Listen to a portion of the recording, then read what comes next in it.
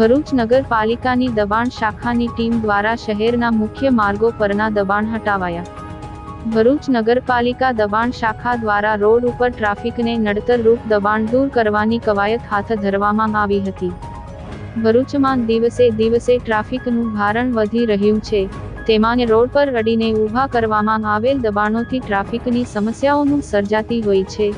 ત્યારે ભરૂચ શહેરના મુખ્ય માર્ગો પર વધી રહેલ દબાણો લઈ ભરૂચ નગરપાલિકા દબાણ શાખાની ટીમે સપાટો બોલાવતા પાંચબત્તીથી શક્તિનાથ, કોટ રોડ, ગીતા પાર્ક પાસે સિવિલ રોડ પર મુખ્ય માર્ગ પર અડીને ઊભા કરવામાં આવેલ લારી ગલ્લાનું દબાણ દૂર કરવામાં આવી હતી અને દંડની કાર્યવાહી હાથ ધરવામાં આવી હતી।